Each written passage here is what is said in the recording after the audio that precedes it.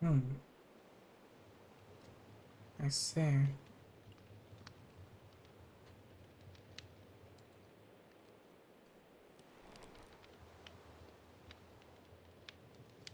Interesting.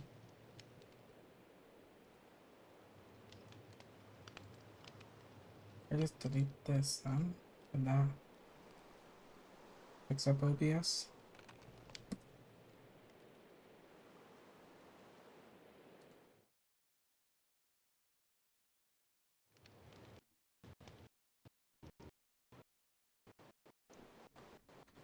Okay, that seemed to have worked.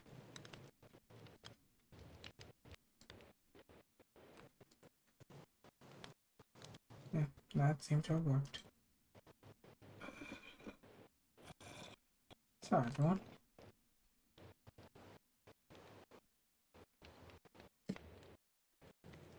My OBS does not like me.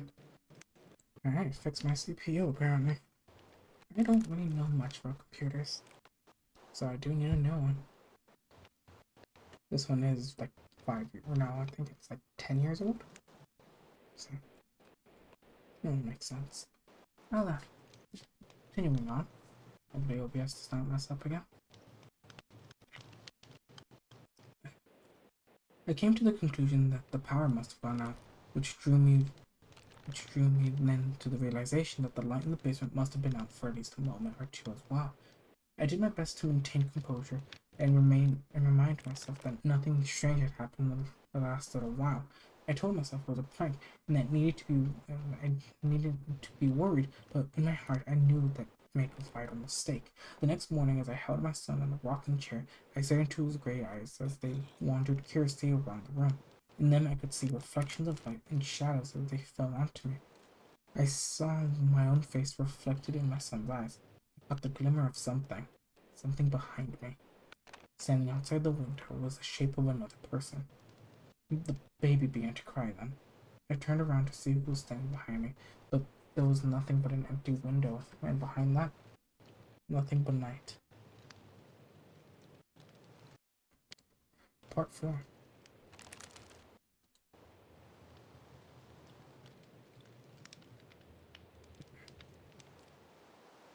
I apologize deeply for not following up with the story. There's been some deeply troubling events following my last post which prevented me from continuing.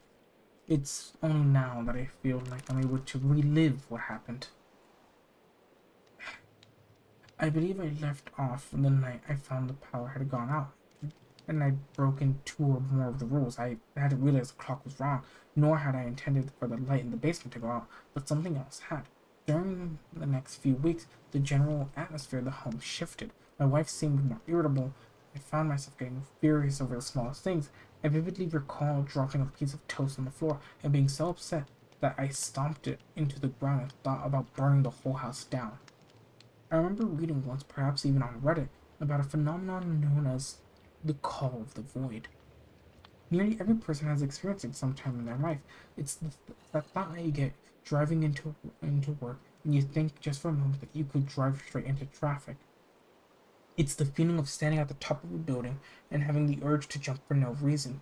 When you're alone with the person whom you love more than anything, like your wife or newborn child, and you have the sudden vivid imagery of wrapping your hands around their neck and squeezing the life out of them. It's supposed to be your brain running a sort of systems check. Experts suggest that your brain is just affirming itself of its survival instincts, making sure that you wouldn't actually do something that would end or severely damage your life. Except they're not supposed to happen every day, let alone several times a day. Like, it seemed to have these thoughts just slip into my head for no reason at all. I could burn the house and I could kill my family. I could slice my wrist up and watch my blood slip down my fingertips until the world goes black forever. Just as quickly as they came, the thoughts were gone. This went for several weeks before I finally brought it up to my wife. I told her I kept having these dark thoughts slipping into my head without a reason. She told me she's been having that happen too, especially when she's alone. We promised each other to try harder to get those thoughts out of our head, and that if we couldn't stop having these dark impulses, we'd go to see a therapist. That night I woke to the cries of my baby. blurry, blurry eyes. I got up and walked to the bassinet in the corner where he slept. I bent over to pick him up, but my hands found nothing but blankets wadded in the corner. My son wasn't in his bed. Suddenly awakening, I realized the crying wasn't coming from the room at all, but from somewhere else in the house. I left the bedroom and followed the cry immediately, knowing already where I'd find my baby, but not wanting to believe it. As soon as I opened the door to the basement, the wails grew louder and more aggressive. I flew down the stairs, nearly stumbling on the last step, and the crying suddenly stopped.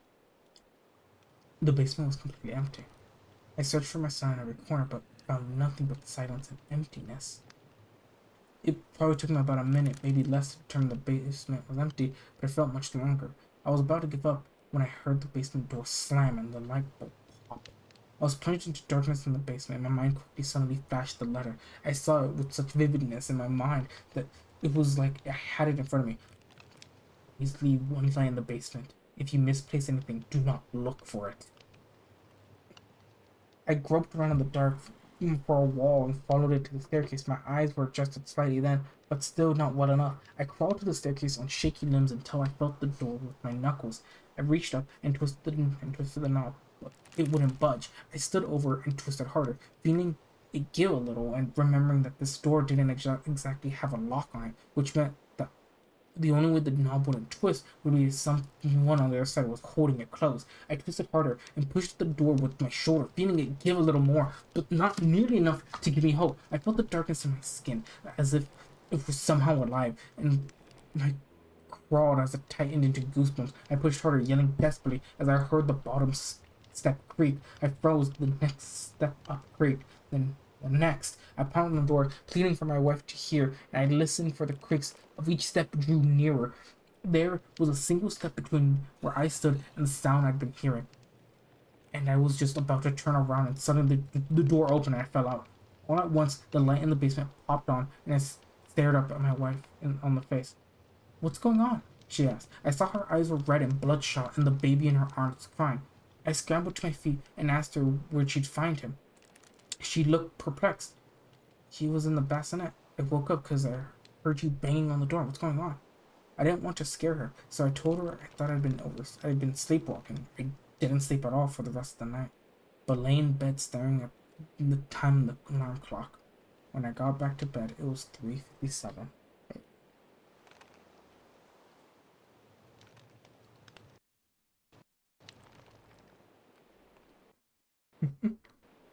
Is it good?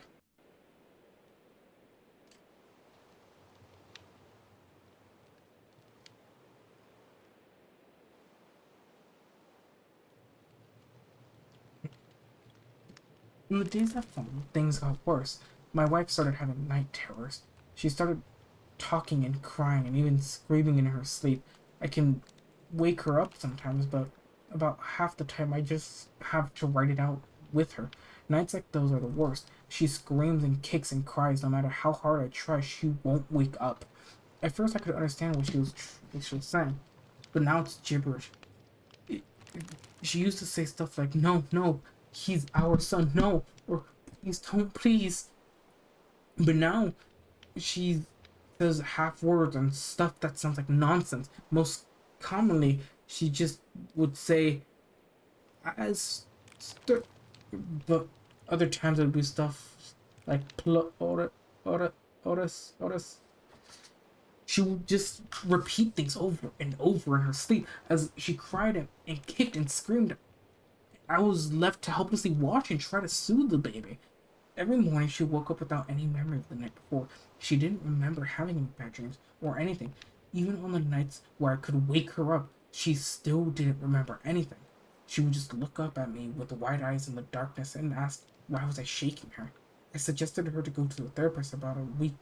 After a week of this, she agreed with the condition that I went with her, which I was more than happy to oblige. We found a sleep specialist downtown and scheduled an appointment for that weekend. We went together with the baby and sat in the stuffy waiting room while rocks grew in my stomach. For some reason I couldn't understand. I was nervous. We told the therapist what was going on and that she'd been speaking nonsense in her sleep. He was a thin man with long bony fingers, which he pressed against his lip as we told our story. When we finished, he calmly told us his assessment. I don't think you need a professional to tell you this. This has something to do with your subconscious. Something in your mind is not being expressed outwardly. So when you sleep, it's able to come forth in these night terrors. He suggested hypnotism. I laughed out loud at this. That's a lot I can. There's a lot I can believe in, but hypnotism? It's a stretch, even my belief system. Looked up at my wife, whom I expected to have the same expression, or bewildered doubt, but instead her expression was wooden. She agreed. The therapist asked for absolute silence. He asked that if the baby started to fuss, I would have to take him out. He said this may work if the conditions are perfect. I expected him to pull out a pocket watch, like they do on television, or maybe a ballpoint pen to swing back and forth. But instead, he told her to sit up on the couch with her hands on her knees and her palms facing outwards, and to close her eyes.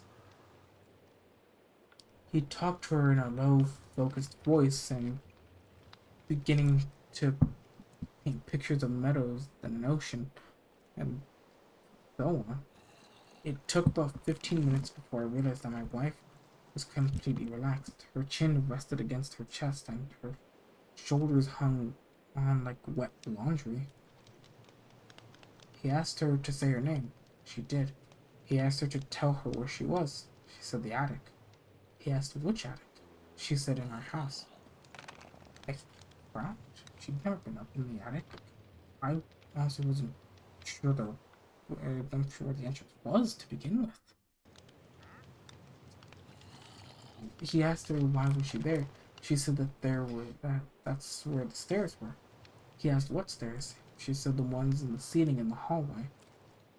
He said he asked her what was she doing. She said she was hiding. Hiding from what? Hiding from Minata? Minata? Who's Minata? It was at this point that my wife began to scream. The car ride home was unusually quiet. She didn't remember anything she said.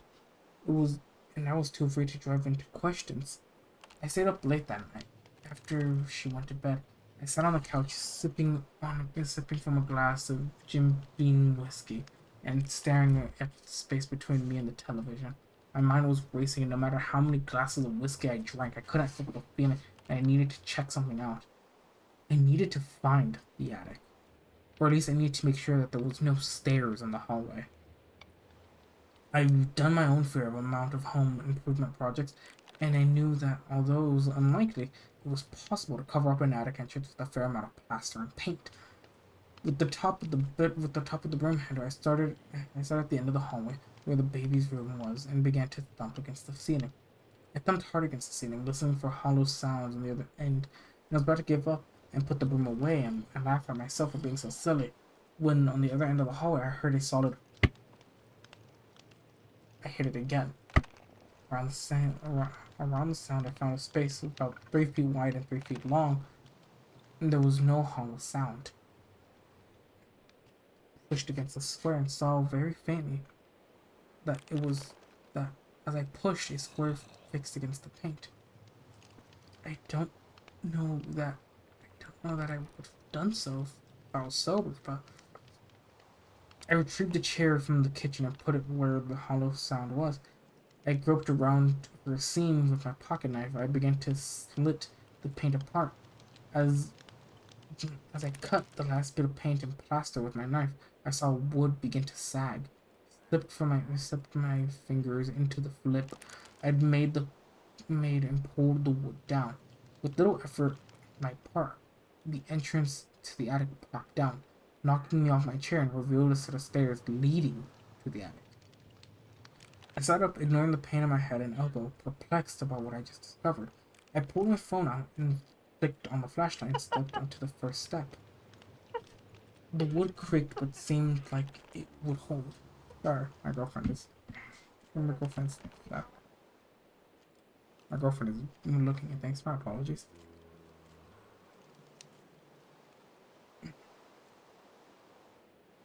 I stepped up, not trying to crawl into the attic, just intending to look.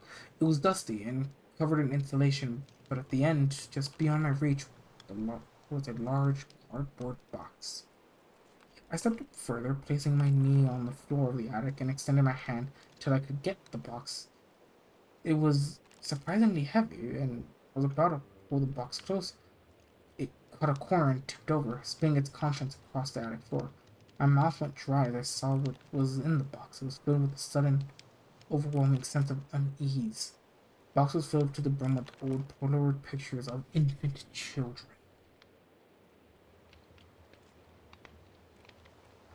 Oh, no, that's not okay. Oh no.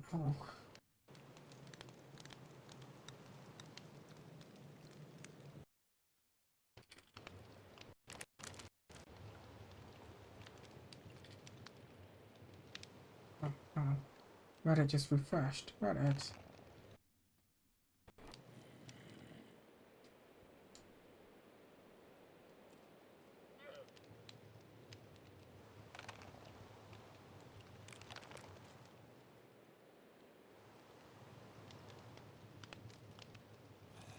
We have another part 6. I didn't know what to do with the baby pictures, so I left them up there and brought them up with my wife the next day. I told her about how I had gotten drunk and found the attic entrance on the hallway and about the big box of pictures flying everywhere. Her initial reaction was a mixture of concern and repulsion. She was worried that there was something perverted going on in the house before we lived there, and while that very well could have been the case, I disagreed. To me, that just didn't seem to fit right. The pictures were all of different babies. It could have very well just been taken off someone's wall or out of an album. There was also seemed to be varying ages of the photos themselves. Some of the pictures seemed to be quite old, while others may have been taken just a few years ago, even though they were all Polaroid photos. Regardless of the reason for the pictures being in the attic, we agreed that we didn't feel safe in the house anymore. We we tried we tried hard to live with whatever was going on, but especially with what happened to me in the basement and with the photographs in the attic, we didn't think it was all wise to keep living in the house. It's not for any other reason than to ensure the safety of our son. My parents live about 45 minutes away, which meant that I would have an hour-long commute to work every morning, but we decided that staying there would be the best plan of action. The cover story I told my mother was that we had bed bugs and we needed to have our house fumigated. She understood without a question, and after thorough research of our clothing and what little luggage we'd brought with us, she bid us entry into her home. Things were better for the next several days. I honestly began to wonder whether or not if we react to what happened, and I think my wife had been thinking that as well. We started sleeping better at night. My thoughts of the void had almost completely vanished, and things were finally starting to look up. That was until a phone call came in on my mother's landline one night. About a week after she showed up on my mother's doorstep. And when I answered, all I heard was static for a minute. I said hello in a brief second. I could hear the sound of a baby crying. It was muffled and staticky, like listening to an old baby monitor. But it was clear enough to send chills down my spine. I asked who was on the line, but as soon as I spoke, the call dropped. I looked over at the caller ID and saw no record of the caller had ever come in.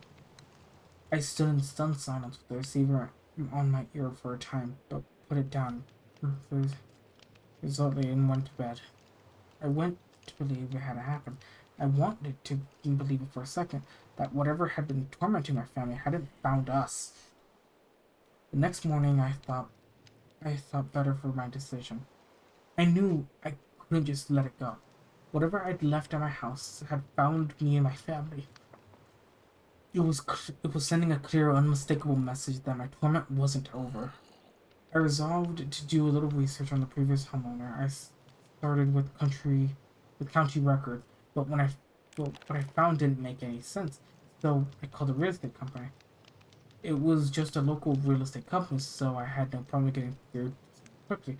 I gave them my address and told them I needed to contact the previous homeowner.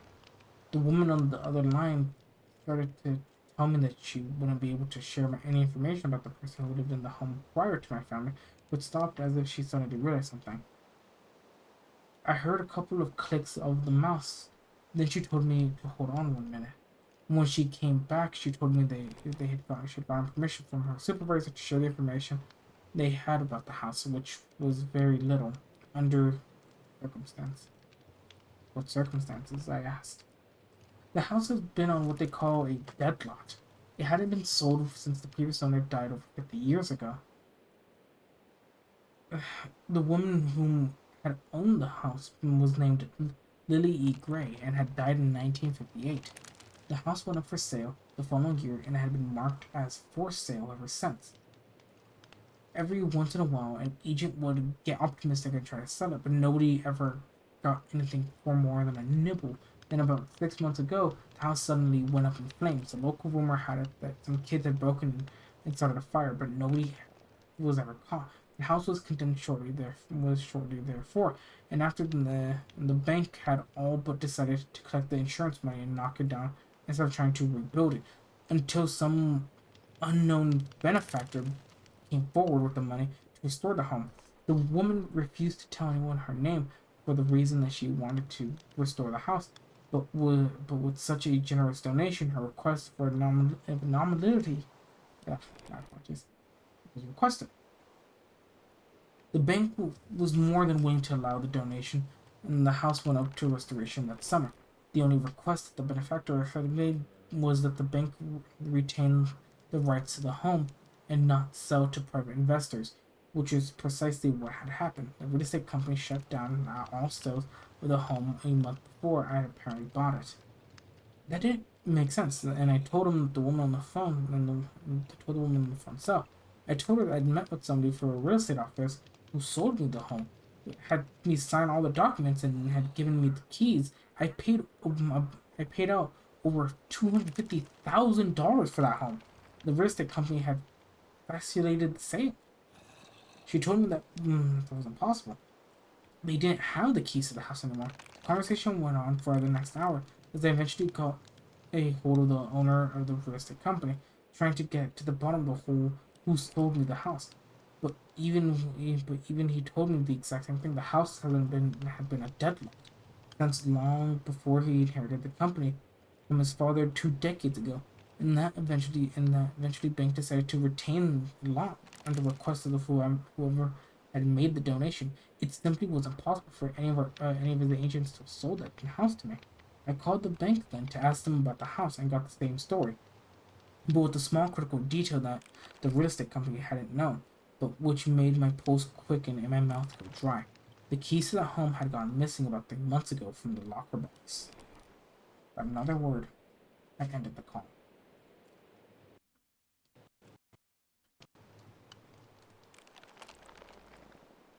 Okay. Alright, can you please stop?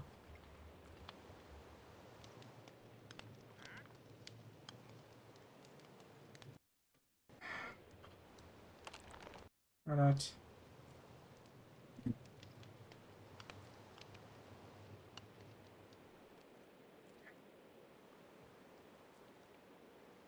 Okay. Part 7. Get comfy. We're part 7 out of 9.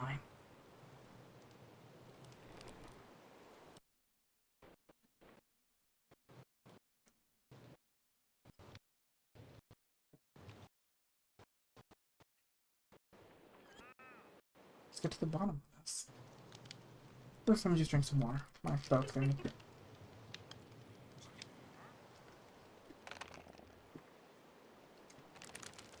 Let me just. Let me just. Hey, hon? Hey, darling? You scared the absolute shit out of me.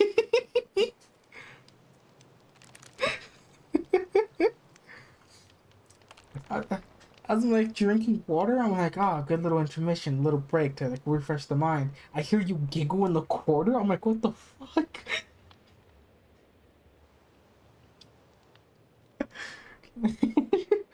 Just wanted to let you know you scared the crap out of me. You're doing good, okay? Have you?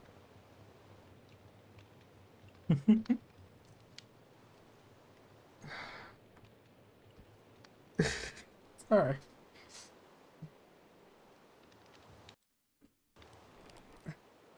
Now, let's see. Part 7.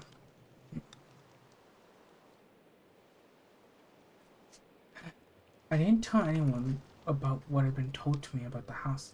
Not until I finally wrote this post. I'm left to wonder if perhaps things would have been different if I had been more transparent about my thoughts on the matter, but there's no way to know if that's true. And if I'm being honest with myself, I tend to think that that entity I've been dealing with, wouldn't have stopped until it got what it wanted, or I went completely insane. That night, after finally falling asleep, I dreamt that I was back in the house. It was dark, but I could still make my way around without an issue. I was looking for something. I didn't know what. It was in the baby's room at the top of the stairs at the end of the hallway. I walked with purpose and approached, and as I approached, the door opened seemingly of its own accord. I stepped in, and as I did so, I suddenly knew I wasn't alone. I turned around, and in the corner of the room was a little girl. She was about 8 years old or so, and she wore a white nightgown. She had no shoes or slippers, and I could see what her feet were extraordinarily dirty. Her hair was a dark brown color, and it was matted and clumped up and hung to her face. And I saw then she was holding something in her hands, and all her attention was completely transfixed with whatever it was. I went to step towards her, but stopped myself. I suddenly knew, like a gazelle knows when a leopard is near, my life was in immediate danger. I turned to run, but the door slammed shut.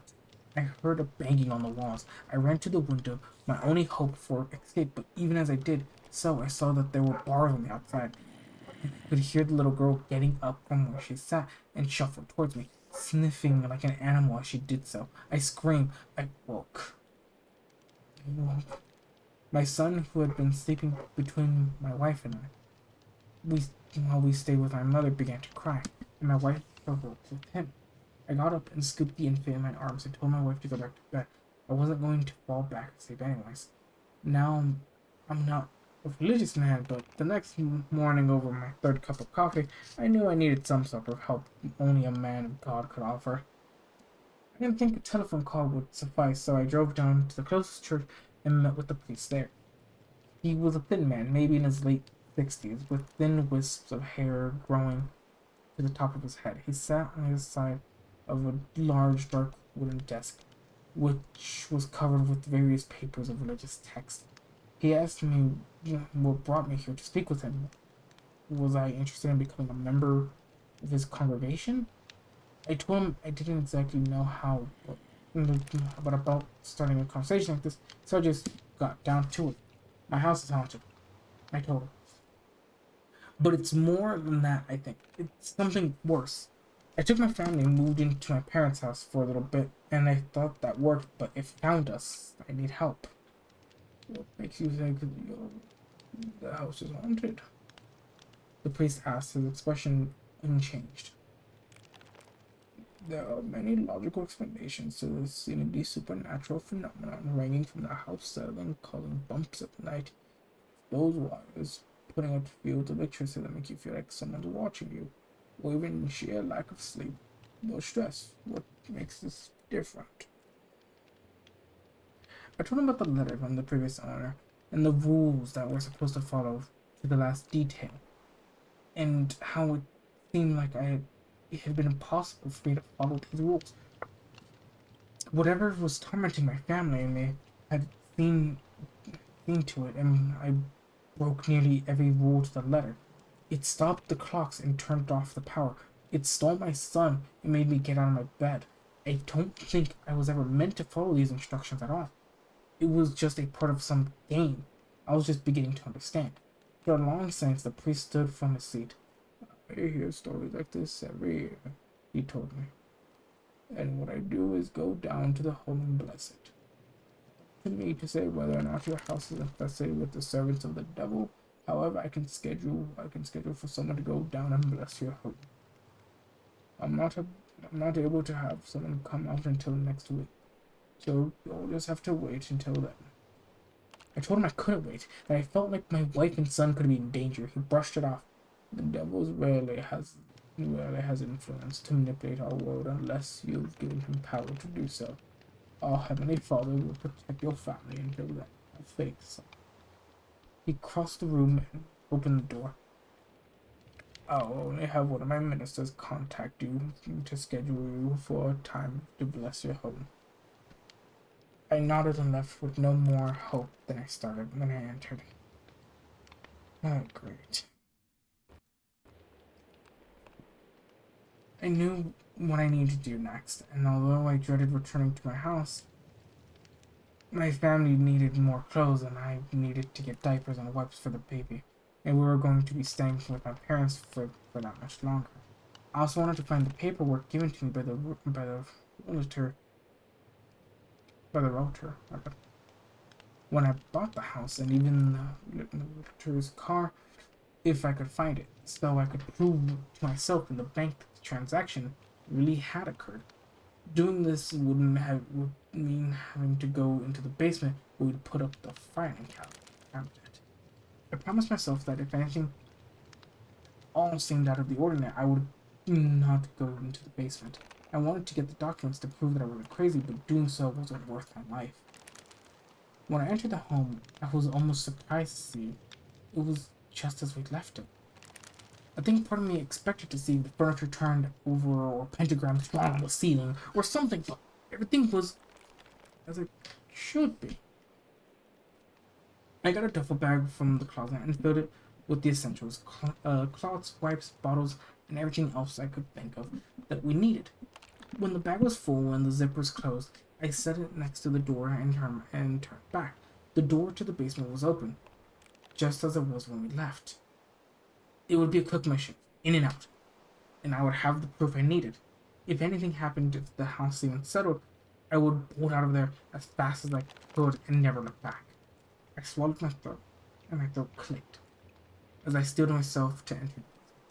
I counted to three and hurried down the steps, taking two at a time, nearly stumbling on the last one. I hurried to the filing cabinet, pulled the drawer, opened the file my wife labeled "house." I pulled it out and went to turn back when I realized now how light it was. I paused for a moment to open the folder and saw it, to my dismay, that it was completely empty. The paperwork I knew I had to be in the folder was simply not there. I thumbed quickly through the rest of the contents of the filing cabinet and found no such documentation. Knowing I'd overstayed my welcome in the basement, I closed the filing cabinet and went back to the stairs. I was just about to leave when the thought came over me so strongly. I was nearly dizzied by it. Why hadn't I thought of this before? I could collect the baby pictures, even just a few of them, and take them to the police station. Maybe they were linked to missing persons cases, or had fingerprints on them, or something. I paused again at the door, weighing my odds, and again decided to take the chance. In and out, like before. 30 seconds was really all I needed. I watched the second hand on my watch past the 12, then bolted up the stairs and threw down the entrance of the attic. Paint chips and plaster fell onto my face, but I brushed it off and stepped to the forward staircase. I clicked the flashlight on my phone, opened to see the attic better, but saw nothing but the dusty square imprint of where the box of photos once sat. It had been taken. I didn't think any more of it, and I climbed out of the attic and went to leave when I remembered one final thing. I needed from the baby's room. In my haste to leave, I'd forgotten to grab a box of diapers. I hurried down the hall and opened the nursery and was stopped suddenly by the scene before me. The window had been blocked out by something. When I clicked on the lights, my heart began to race. From ceiling to floor, the walls are covered in the baby pictures from the attic. I thought about dashing to the closet to get the diapers, but decided against it. No part of me wanted to be in that room. Then I saw something a few feet past the threshold, just beyond my reach. Throughout the horrors and torments I experienced ever since my wife and I moved in, This was the moment which terrified me most. On the floor was a square Polaroid picture taken in the same fashion as the others, now lying on the wall of the nursery, except it was undoubtedly the most recent of them all. It was a picture of my son laying between my wife and I, as we all slept in my parents' bed, in the spare bedroom. Oh, that's not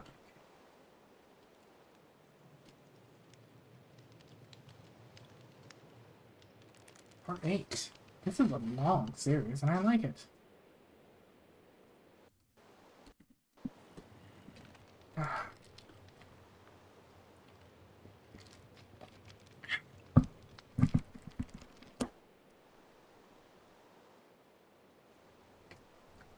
As anticipated, I was contacted the next day by a priest to come bless the house.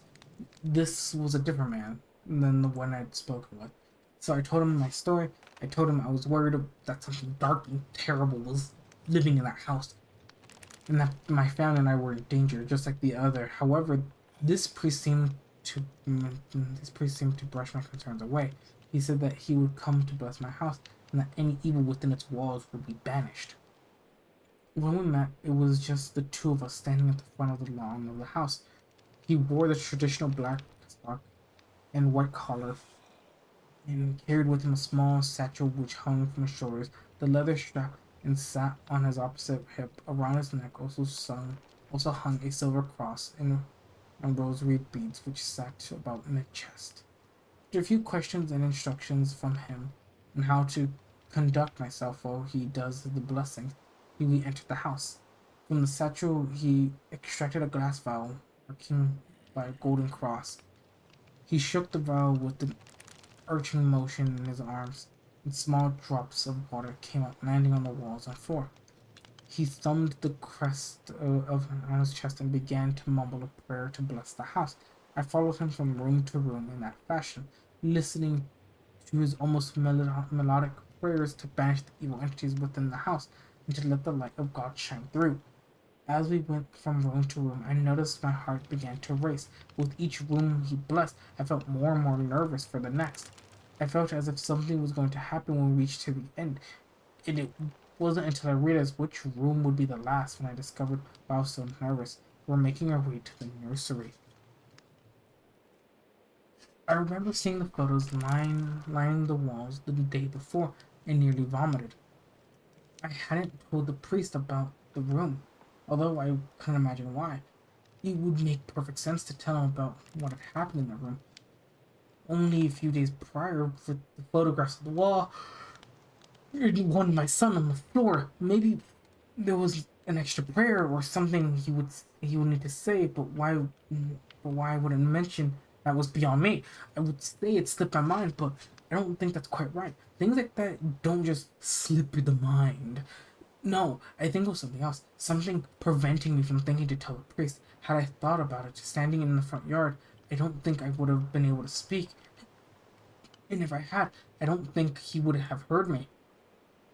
We walked towards the nursery door, and I tried to speak to Tetta, but that room, that in the baby pictures, but my tongue caught in my throat, and I couldn't do anything but gag. He opened the door, and again, I tried to warn him about what he was about to see, but as if my mouth was full of cotton, we stepped into the nursery, and he began to say the blessing just as he had with every room.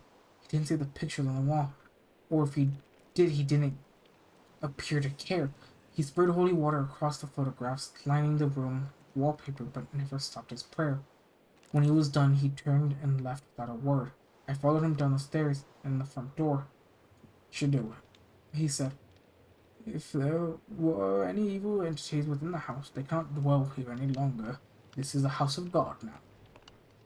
I couldn't believe his demeanor. It was calm, almost bored, and he turned to leave.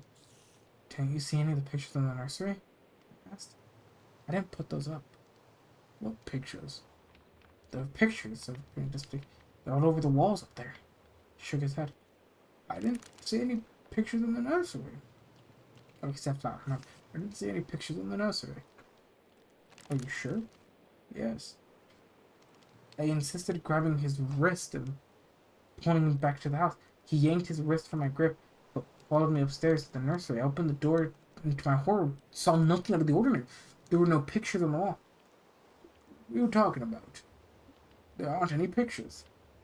I couldn't speak.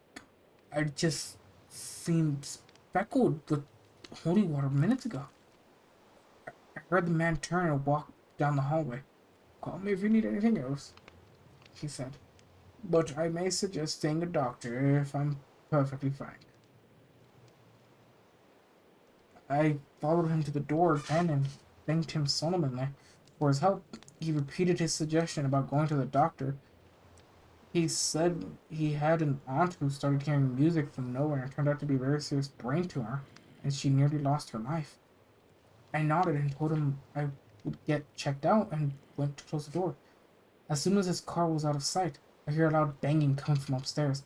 I followed the noise to the nursery and saw that not only were the pictures back where they'd been, but now there was a piece of paper which had been posted to the top of the others. It was a kid drawing with crayons, except it looked like parts of it had been scribbled in black. All that was really intelligible over the picture were the labels above the black splotches where looked like people had once been drawn. They were labeled Mommy, Abby, me. Hmm. Part 9. The final update.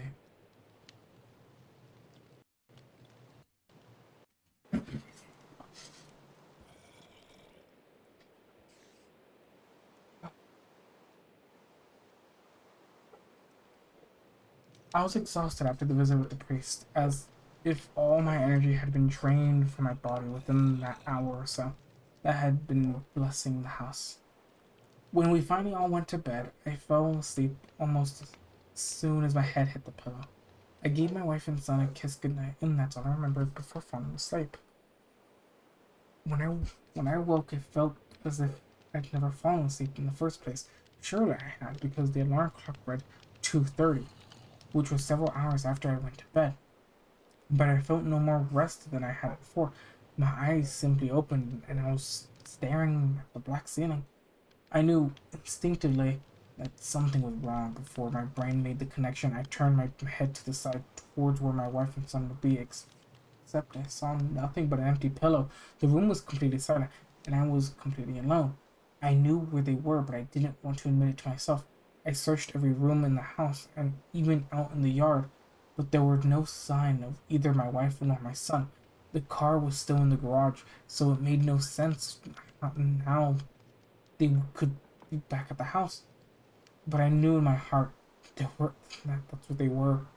In normal traffic, it takes 45 minutes to get from my parents' home to mine. But at almost 3 in the morning, with no regard to traffic laws, I was there in 20. I pulled up to the house and immediately noticed the nursery window. The light was on, drawing my attention towards it.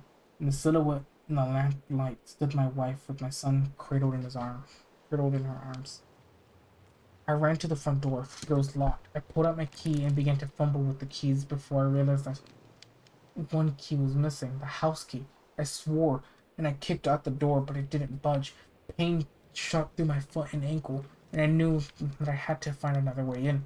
The easiest window to climb through is the one in the main portion of the basement. The other windows either require a ladder to or a swim through those rose bushes. I made my way to the backyard where I selected a rock from the garden and hurled it towards the window. It shouted loudly, and I was unexpectedly self-conscious about my actions. I worried that the neighbors would hear and call the police, but disregarded that concern as quickly as it came. Maybe if the police came back, could help me with whatever the fuck was going on. And so it was with the new resolution that I climbed up through the window, cut myself on a piece of glass, but not that bad. I stumbled into the basement and landed hard on the concrete floor, hit my head and saw splotches of color for a minute.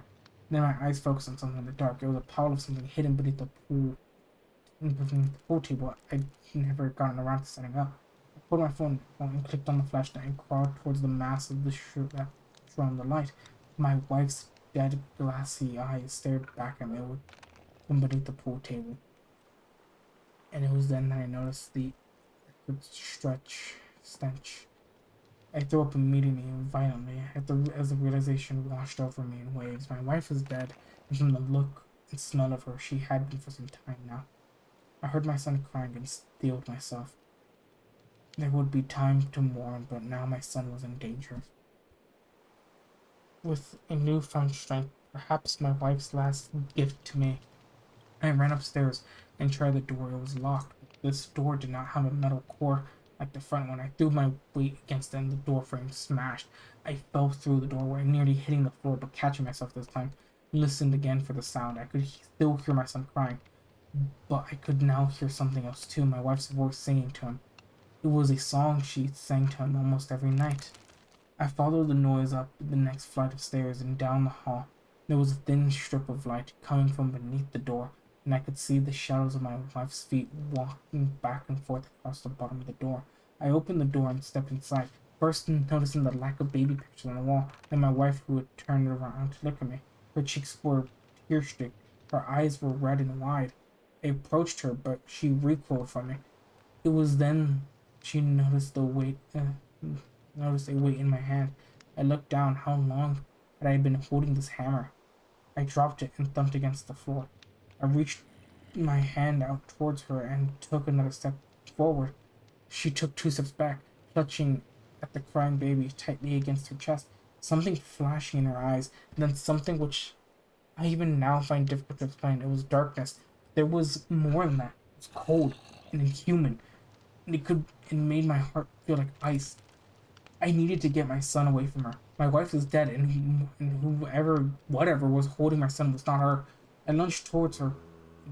My ears rang with the sound of shattered glass. I felt a pain in my hand. My blood trickled down my wrist. The hammer was in my hand again, and just put it I just put that in my fist through the nursery window. I dropped the hammer again, this time out the window, and turned back around to where the thing which looked like my wife stood in that corner.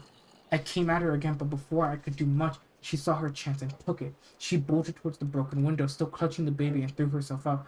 The remaining glass shattered, and I reached towards her, but my fingers fell short. I heard a sickening wet crack. Threw up again. I didn't want to look down at her, but I couldn't stop myself. I told myself that maybe the baby had survived. I peered down past the broken window down to the lawn before saw nothing. The lawn was bare and there was nothing but silence in the night. I turned around and slid down the wall in the bewilderment. My palms fell flat against the floor, but not against glass. I looked around, but there was no shattered glass anywhere on the ground. I stood up and turned toward the window, which was completely intact and untouched. I looked around the room for any signs of anything that just happened, but there was nothing. I was alone in the dark room, and it was again covered by old photos of infants.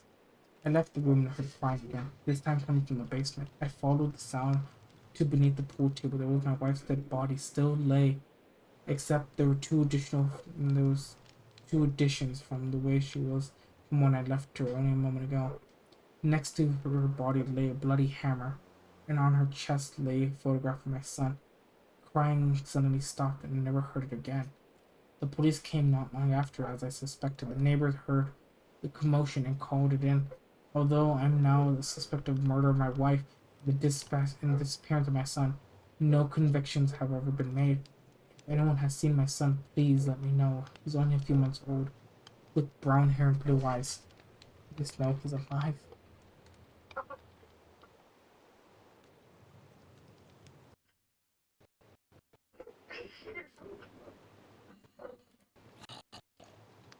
That was can't even up without. No, there we go. A good one.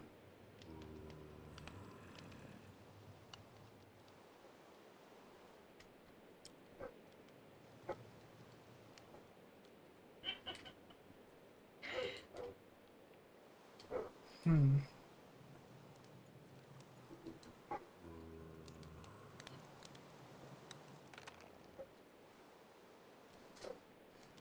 Ah, now then, on to the next one to find.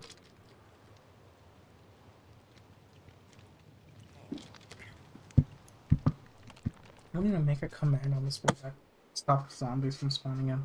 Make it awfully loud.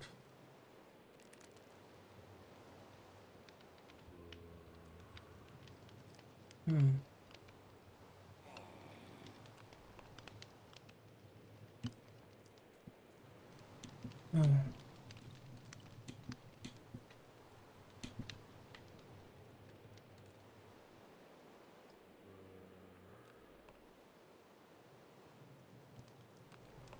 creepy at all. Not creepy at all. Now, on to the next story. Have you heard the story? My friend died hours after I showed him this email. Does anyone know what it says? A week ago, my best friend started acting strangely. He got quiet and reserved. I didn't think about it at first, but as the days went on, I started to get worried.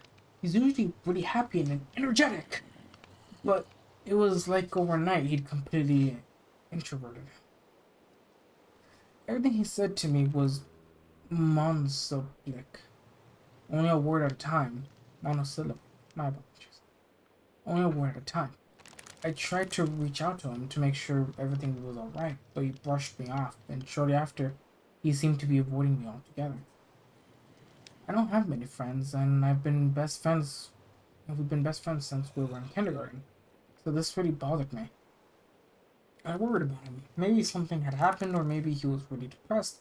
I invited him over, went to his house, tried to talk to him, but everything I did, I may as well have been doing with a brick wall. He wasn't talking. I told his parents eventually, and they shared my concerns, but gave me a piece of information he hadn't shared with me. Lucky, the dog he'd had ever since we were kids got suddenly violently sick and had to be put down. I asked why he hadn't told me, and the only explanation his parents could offer was that he was trying to cope with it in his own way. He hadn't said more than a few words. They haven't said more than a few words to them since he put the dog down. So maybe he was internalizing his mourning. I decided then that I wouldn't say anything about Lucky. He would need to be the one to bring it up, and that I'd do my best to be there for him. What he needed now, more than ever, was a friend. I'd be there, and when he was ready, he'd tell me. But now he's a really smart guy and loves computers. And I read somewhere that sometimes what people need during their darkest times is to feel needed. So I called him over. I'd gotten an email that looked like a virus. It was just a garbled mess of numbers and letters and symbols that could have been Hebrew for all I was concerned. I wasn't really worried about it. I got some decent virus protection, but I asked him if he could come check it out anyways. When I pulled it from my spam folder, my friend's disposition completely changed. He grew pale, and his hands began to shake. All he said was, "Yeah, I got one like that too." Then turned on his heels and left without another word. I never got a chance to ask him what happened. The next morning, my friend, his parents, and his little sister died from carbon monoxide poisoning. The fire department said the gassing was so bad that it'd been a miracle had it happened sooner. I want to believe his death was an accident, but I can't unless I know that this email means nothing. So if anyone knows what any of this means, please let me know.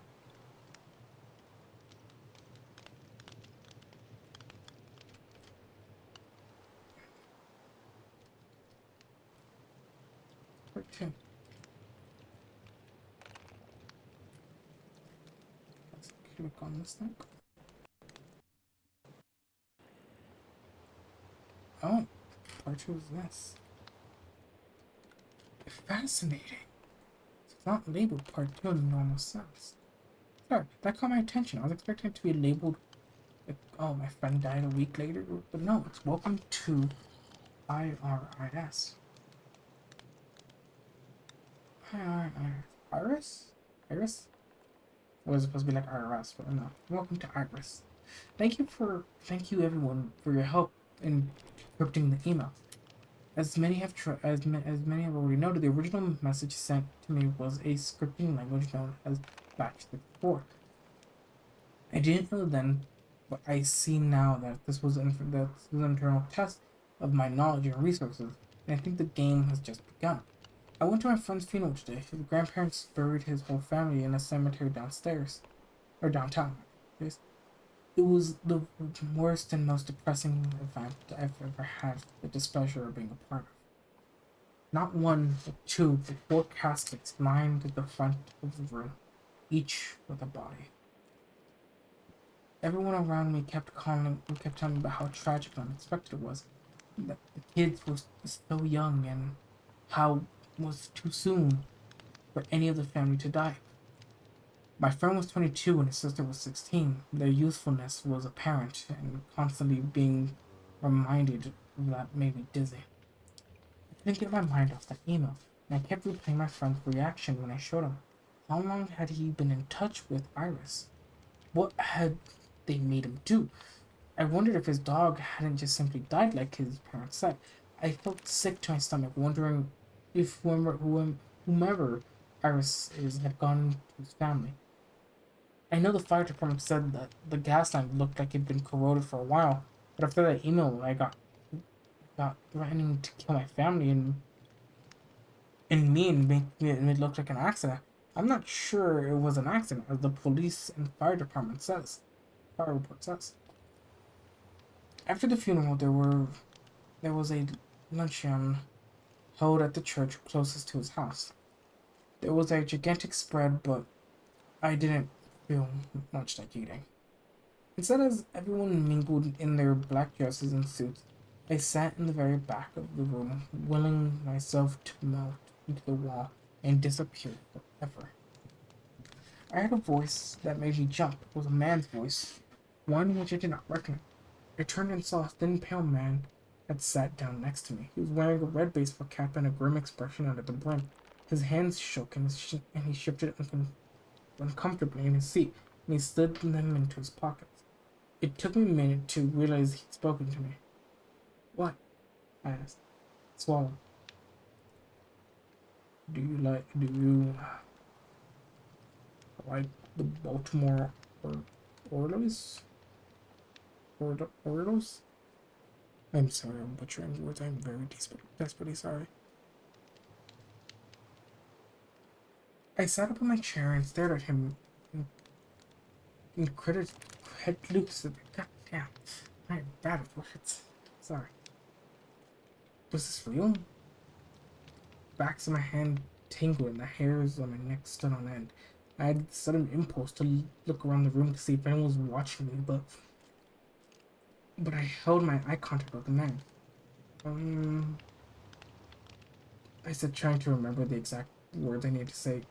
Yeah, I prefer listening to them on GUVF radio. He suddenly relaxed, pulling his hands from his pockets of his windbreaker he wore. He did this. I saw a glimmer of a black metal in his pocket. He had a gun. What's going on? I can't tell you. 49735 What? Huh? 49735 He said, then he stood up nervously and left. I quickly put my phone and jotted the numbers, and I looked up and he was gone. Then, as I lay in bed, contemplating my own mortality, as one often does when faced with death of a loved one, I heard the ping notification on my computer. I got up and went over to it, knowing what it was beforehand, but not wanting to think about it beyond that. It was another encrypted message coming from the same email address. Oh, I hate how I can actually click on the link. Oh, how dare you. How dare you make that a clickable link? Bunch of numbers. I'm not reading out those numbers. I'm sorry, but that's a bunch of numbers.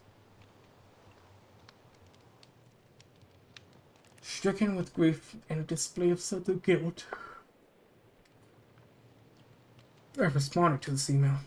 I didn't care to figure out what this next message said. I wanted my best friend back, and I knew now that it was them who killed him. I don't know who you are or what you want, but I'm not interested in becoming a part of whatever it is you are. You're a terrorist group or something. I'll get the police or the military or whoever I need in order to stop you from hurting anyone else. I don't want I don't want anything to do with you. Please stop contacting me. Fuck you guys. Shortly after, I got another response. I stared at the numbers for a moment, trying to see if I could pick up a pattern or something, anything. Then someone knocked up knocked on the door. I jumped up so badly I nearly fell off my chair. I stood up and went downstairs to see who it was. When I opened the door, it was a police officer who stood on the other side. He was a burly man with a thick graying beard. Hello. Someone called and asked for a wellness check to this address. What? A wellness check. One of your friends or neighbors called in and said someone here was in a negative state of mind and was worried that they might decide to make a permanent solution for a temporary problem. They wanted to make sure that you were okay and weren't about to do anything stupid. Yeah, I'm fine. I'm not gonna do anything. Who called you? He looked down at the notepad he held in his fingers. We don't typically share that information, but she actually requested that we do. It was a woman named Iris. Didn't give her last name. She said she was a friend of the family that you'd know who she was. I felt the blood drain in my face. All right, son, I asked. The officer asked. Yeah, just a long day. All right. Call us if you need anything. I nodded and shut the door and walked back into my bedroom, closing the door and locking it behind me.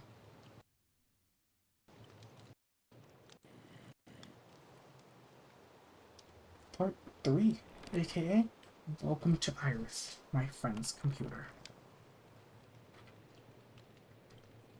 Let me just double check some things.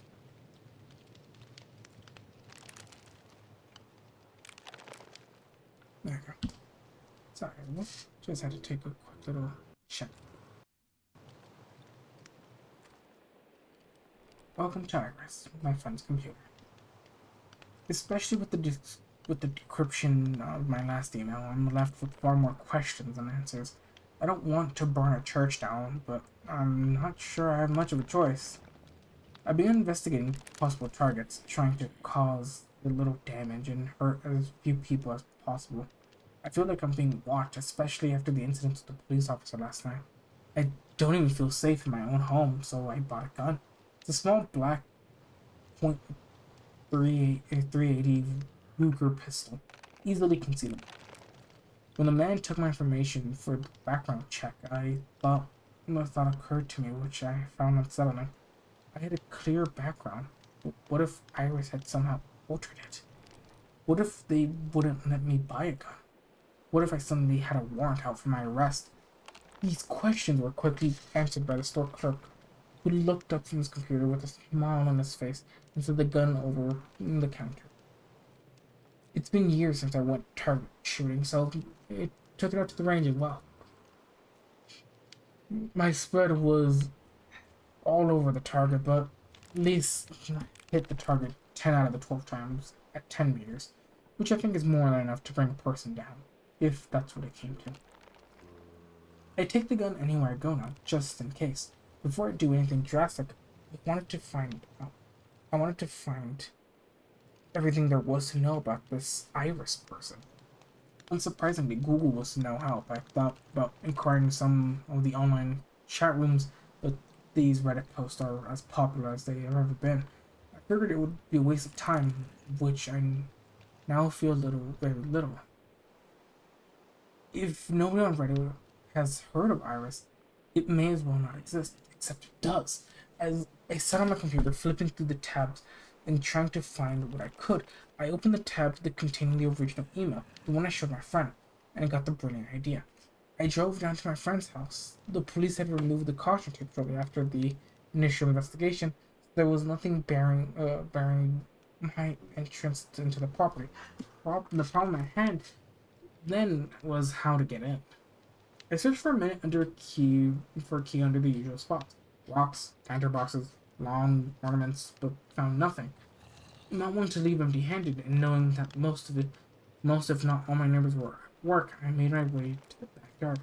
I found a spade and the shovel and carried it to the closest window. I smashed it once and only cracked the glass. This wasn't as easy as the movies made it to look. My second swing went home and the window shattered. Pebbling and skittering across the kitchen floor, I climbed through, scratching my palms and arms. Sent. Walking through my friend's house felt like trying to walk through a swimming pool filled with peanut butter. Every step was an immense effort, and the air was thick with death. Death. After what felt like a lifetime, I made it to my friend's room. Everything was a mess, exactly as he'd left it. Standing there felt like at any moment he could walk around the corner and yell, "Gotcha!" But that wasn't going to happen. I'd seen him in the casket, watched as I lowered to the ground, and I needed to remember. His computer sat on the desk in the far corner of the room. I unplugged it from the monitor, keyboard, and mouse, and carried it out. I could have sat down and explored it, but I didn't want to spend any more time in that house than I needed to. Back in my house with his computer, I booted up and running. I began to look for anything that may have anything to do with Iris. I'd known for years that what his computer password was, but I worried that when I came across any password protection, I'd hit a wall. Naturally, I started with his email account. He uses the auto login feature offered by Google Chrome, so I didn't have to worry about getting lucky and guessing his password. His email account was completely empty. No message, no saved messages, nothing. Except for a single open message in his inbox, dated January 6, 2018. All it had was this subject Iris. I quickly forwarded the email to myself, thinking it odd that this was the first of the emails I'd ever seen with a subject line. As I began to search through files, I heard the ping in the incoming message. I clicked back over to the email and saw a new one. I opened it up and saw it was just this. I forwarded that to myself as well. Not even a second later, I heard a loud pow sound, almost like the sound of a blaster makes in Star Wars, and it was loud as if someone had let off a firework right near my face. The computer screen suddenly went black. My ears still ringing. I investigated the sound, which had come from the computer. I wanted to take off the side panel, and noticed that a few paper clips, which had been sitting at my desk on inches away from the computer tower, were now clinging to the panel. I removed the side of the computer and saw what looked like a large black canister. It had two terminals sticking out of it, like a battery, and from those terminals produced two copper wires, which were coiled together around three pieces of rubber. I tried to start the computer again, but only gave me a black screen. Whatever evidence I could have gotten from it was now gone. Hmm.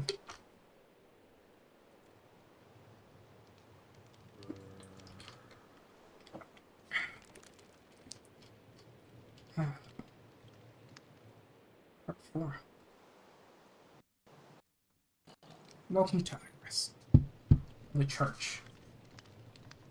I did some research and found a ghost town couple counties over. I didn't want to do anything too close to home, so about an hour drive away seemed perfect. With a couple gallons of gasoline, I drove out to this abandoned tower. It was dark, and I could hear coyotes in the distance, adding all too much to the creepy ambience. I drove around looking for a church, realizing as I did that I hadn't even verified if there ever was one in the town, but hoping more than anything to get this done and out of the way as quickly as possible. When I finally found the church sitting at the end of the dirt road, like a lone gravestone in a barren cemetery, I was filled with both relief and nervous anticipation. I was about to burn a church down. True, this had been abandoned for a long time now, but it was still a prosecutable crime. God, this. I stepped out of my car and went where I stored two full canisters of gasoline. The gas cans felt as if they were filled with lead. As I carried them to the door of the church, which hung ajar on the hinge and had a pentagram painted across it with black paint. I stepped inside and set one of the gas cans down so I could pull out the penknife from my pocket. The church was covered in graffiti, and the corners were filled with beer cans, liquor bottles, needles, and condoms. The smell of human excrement, rat feces, and marijuana and other things, which I couldn't identify, filled my nose and mouth, making me gag and gave me a new appreciation for a tolerable sense of gasoline, which filled the cab of my car as I drove over here. I was dizzy as I walked down the center aisle of the population and opened my first gas can. I poured it over the top and down the front, thankfully for the spicy scent of gasoline, hoping that the wood would catch instead of the flames, which just burning out where the gasoline was gone. It was cracked and broken in parts, though I thought it would. I emptied the gas can on the first few pews that went onto the second one. I poured gasoline on the remaining pews, then dumped the rest in a giant puddle in the center aisle. My shoes slopped around on the liquid as I did this. I knew that the smell would follow me like a ghost, or at least for the next few days. I went back to my car and got the pieces of rope I'd cut before leaving my house. I'd seen too many YouTube videos of rednecks messing with gasoline trying to light it like they do in movies, and I wanted to keep my eyebrows where they were, and preferred not having have to go to the hospital to explain why exactly I smelled like gasoline and was covered in third-degree burns. I had two pieces of rope, one was tied to the puppet, hanging down one away from the gas, and the other was left on the ground with one end in a large puddle of the gas, and and the other end close to the exit. When I was satisfied with the makeshift wicks, I lit the tips of the rope on the fire with the lighter and then bolted out of the church. I backed to my car and waited. I don't know what exactly I was expecting, but maybe a Mission Impossible type explosion where the windows shattered and the doors were blown off their hinges, but nothing of the sorts happened. I almost thought I fucked up somehow with the makeshift wicks. When I finally saw the light of fire flicker within the church, I knew I'd finished what I came to do. I shifted my car into drive and went to push the gas when I noticed a small business card sitting on the passenger car seat. I picked it up. It was white and completely blank except for a series of six numbers: 576179. I looked around in the back seat, stepped out of my car, and examined the night. The car wasn't there when I pulled up to the church, which meant someone had put it there only minutes ago. But as I as I shone the light of my flashlight out into the dark night, I saw nothing but the shadows of trees dancing like devils and lights of glowing commemoration. The next couple of days were quiet. I got no emails, received no phone calls, nor was I contacted by anonymous strangers. I was honestly beginning to let myself think it was over. Maybe even a part of some thick joke had gone too far. I was wrong. This morning I received another email.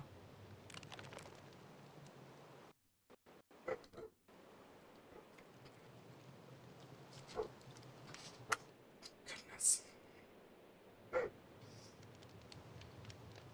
Part 5. Welcome to Iris. The finger. First, let me just quickly get some water. Thirsty.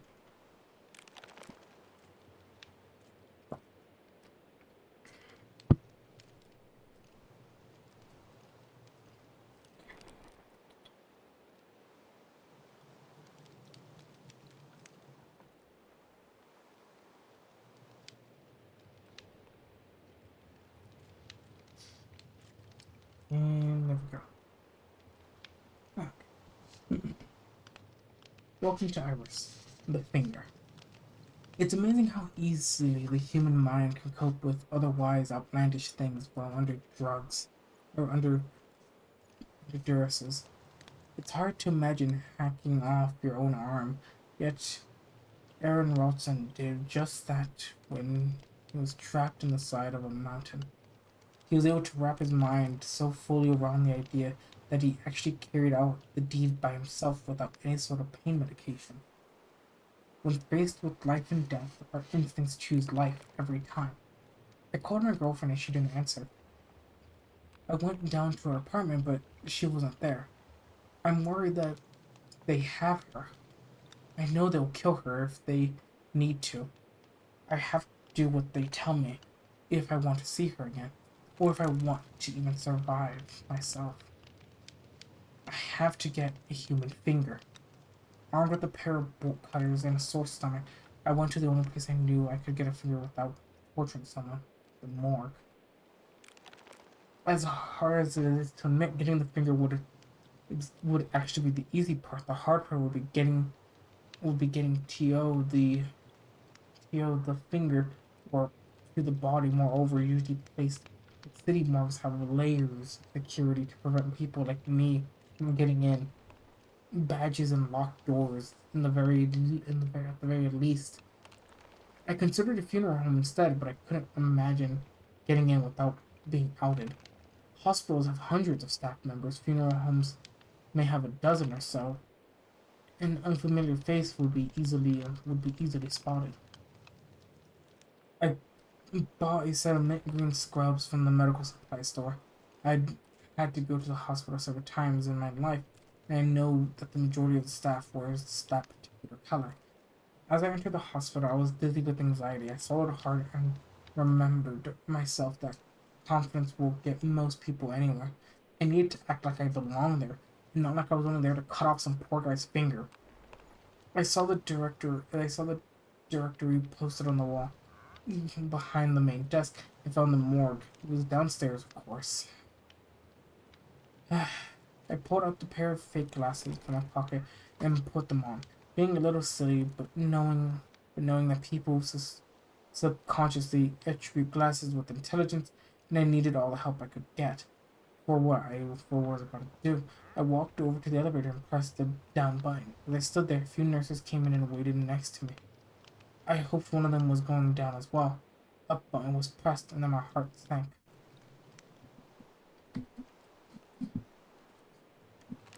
Sorry,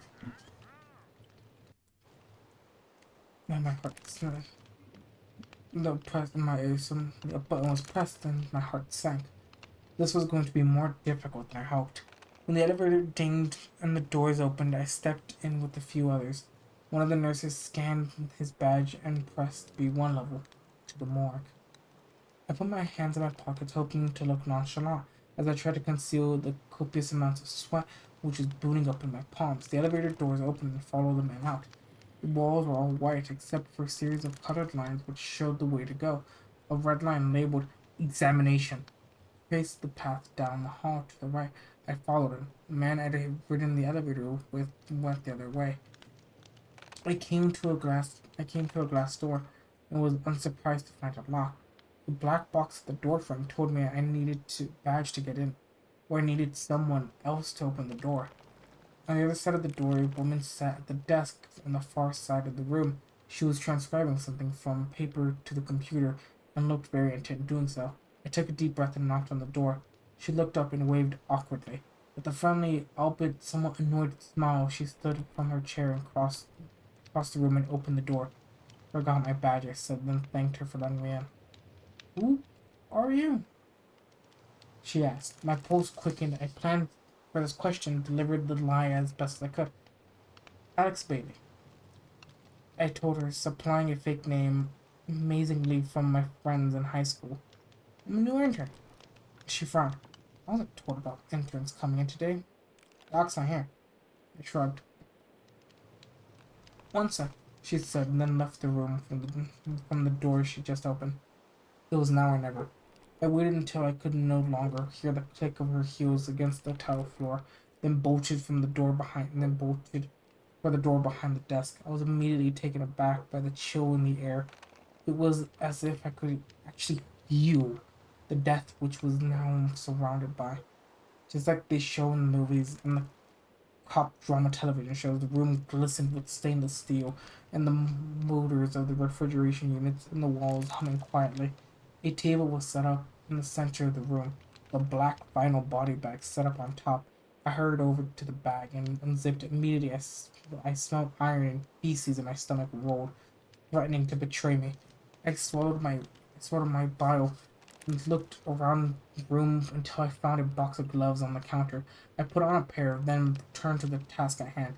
The man inside the bag was pale and his face was bruised. I closed my eyes, not wanting to think about who was or what happened to him. Only what was about to happen. I reached inside and found his hand. It had blood smeared across it. It was intact. I pulled it out. From the back of my scrubs extended a pair of bolt cutters. The man's form was stiff and took some effort to put it out the bag to see what I was doing. I saw a number written on black sharpie scrawled on his forearm. It looked like some sort of barcode. Almost it struck something within me. I committed the numbers of memory. I wonder somehow if they had to do with Iris, like the rest of the strings of numbers I'd encountered so far. 84, 104, 101, 87, 111, 114, 108, 100. I read somewhere that the human finger is as easy to bite off as a baby carrot. The only thing stopping you was executing this was your brain telling you, no, this is a finger, not a carrot. Although I cannot use my teeth, I'm inclined to disagree with this idea. When I placed the bolt cutters around the man's index finger as close to the knuckle as I could, I imagined that the bone and muscle and everything else I was cutting through would be closer to an actual bolt than a carrot. I counted to three, then clamped down hard on my hand with the bolt cutters, felt the jaws bite down to the bone. For just a brief second, then heard the stomach wrenching crunch. Not like the sound that's made when you bite into a carrot. The finger plopped to the floor. Stomach ball came up my throat, and I choked it back down. I stuffed the man's hand back in the bag and zipped it up, then picked the finger up off the ground. With the then with it clenched in my fist, I took my glove off just so that the finger now rested inside the latex examination gloves, then stuffed it in my pocket. I threw the other glove away and just tucked the bolt cutters down the seat of my pants when I heard the door open and saw the woman earlier. You're not supposed to be back here, she shouted. The examiner said you're not supposed to be here unsupervised and that he doesn't have any interns coming in until tomorrow. Sorry, I said, my eyes shooting to the ground in what I hoped was an expression of Solomon telling me, I'll come back tomorrow. You better, and you better make sure not to mention to anyone that you're back here. It's my ass too if they find out. I nodded, then hurried out the door. The relief that exploded from my body when I was back in my car and driving home was pure and total euphoria. I'd done it. This morning I found a small brown box and put it inside and taped it up, wearing gloves as I did this to avoid my possible link back to me, then carried it to the post office. Across the street from the post office stopped a homeless man at a bus stop. I woke him up and told him I'd give him $20. Now go drop this box in the only P.O. box I could think of. 576179. When he came back, I gave him another 20. He repeated back the number, and I handed him the box. I watched intently as he entered the post office. Through the sliding glass doors, I watched as he handed the man at the desk the package. When he came back, I asked him again what number of the PO box. He gave me the 6 digits, and asked him for it, and asked for his cash. Digging in my pocket for the other 20, I asked him if the postman said anything. He said, just wrote down the number, then popped it in the mail slot. I paid him the $20, then left. Just like before, I had to wait to get my next response. It just barely came in. See what I'm saying? See, now I wonder. Because this said that this was like, what, batch 64? If I recall correctly? Curious. Batch 64. Or is it 63?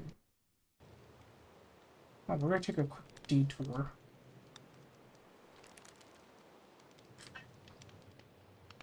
Set in part 2. We're gonna take a quick detour. From batch 64. Is that a real thing?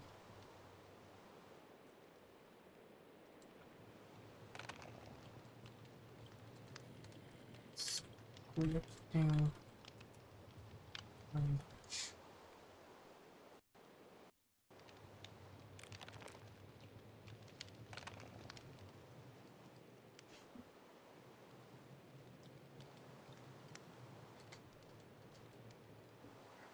Uh-huh.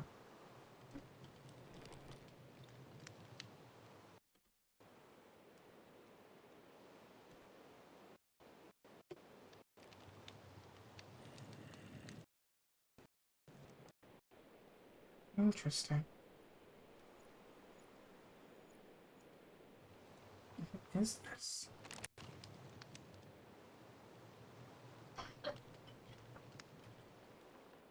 You know, I'm not gonna dive too deep, though. No, it does seem like it does seem to exist. Part 6. God, that's the title. Ah, though, we have some time left. Actually, let me quickly go to my channel.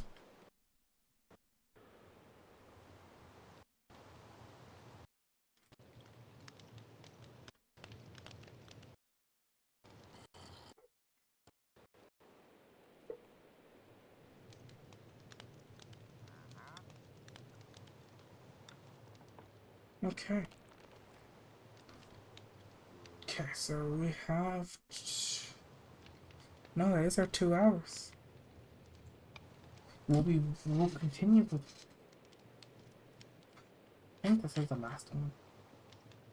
No, there's still more. This is a fascinating one. No, I will have to stop here. Let me notify the author. Welcome to yes, the murder.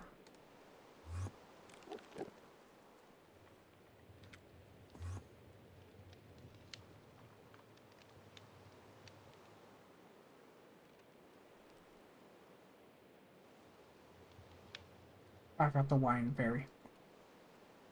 Oh, thank God I can notice that. Alright. Alright, everyone.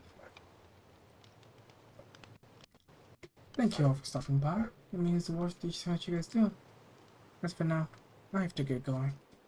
Try your best to smile and make the world just a tiny bit better if you can. And until then, we'll meet again. Remember, these videos are posted onto my YouTube, same name, 20 Eclipse 03, usually the next day before. So by all means, stop by if you'd like, and rewatch these if you can. As for now, I'll catch you all, hopefully tomorrow. And then tomorrow, well, would you like to hear another story? Goodbye. Goodbye, everyone. It was fun. This was a fun read. Dang, we finished all the stories today. I finished one of them. Dang, I finished story number 2. Goodbye.